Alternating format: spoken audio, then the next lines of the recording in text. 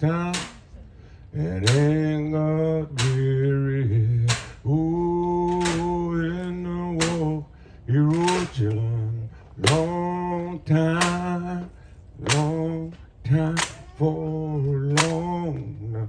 In the war, he rode children long time and ain't got weary.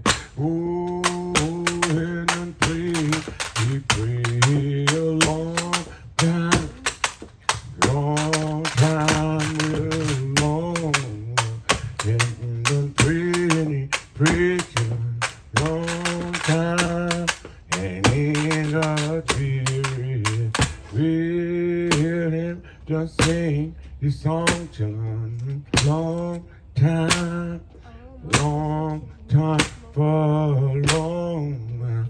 And the sing his song, children, long time and ain't got weary. Oh, and travel he rode long time, real long. And the travel he rode a long time and ain't got weary. Yeah. Hello, how I don't know if I do this morning. How things will go wrong? Yeah, yo, just speak a little girl or two. And looking at me like that. Thank you all so very much for coming and welcome to Boone Hall, but please don't record my home. It's a young guy. He's probably about 3 years old.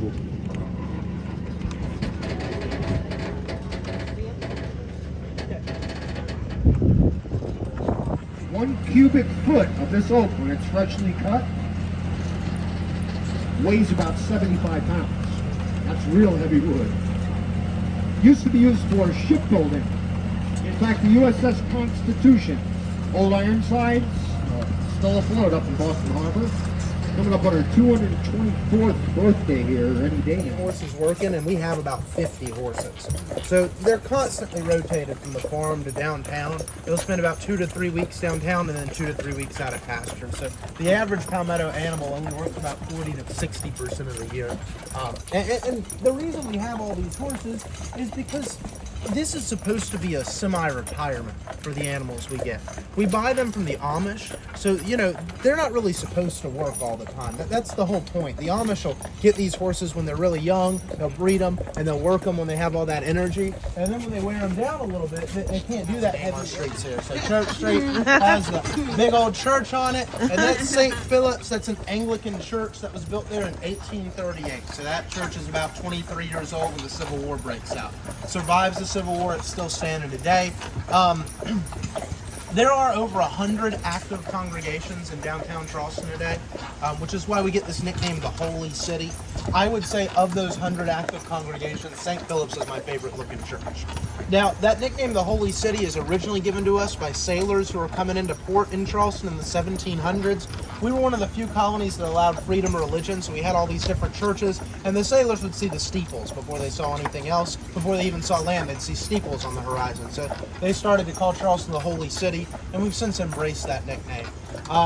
You might also hear Charleston referred to as the Low Country. That's another one we really like. That's a very literal nickname. Most of the city is less than 5 feet above sea level. In fact, the low point of the city is the market that we just left from, which is about 3 feet below sea level. Wow. The highest point in downtown Charleston is where all these cars are parked up at that church. That's a whopping 13 feet above sea level. So if you're walking up there later and you feel your ears starting to pop, maybe just chew some gum, settle down, you know, you'll be all right. Come up here, we'll take a ride. You can maybe get another view of this church out of the side of the carriage. We'll certainly see it again later on tour. And you can see again that this area is labeled the French Quarter, kind of here on the street signs.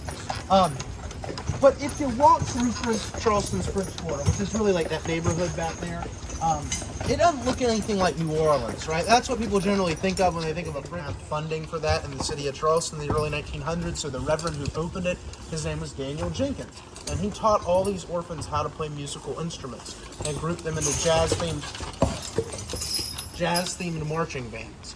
And what they would do is they'd tour around the world and play their jazz music and their marching music for different dignitaries in different cities and whatnot.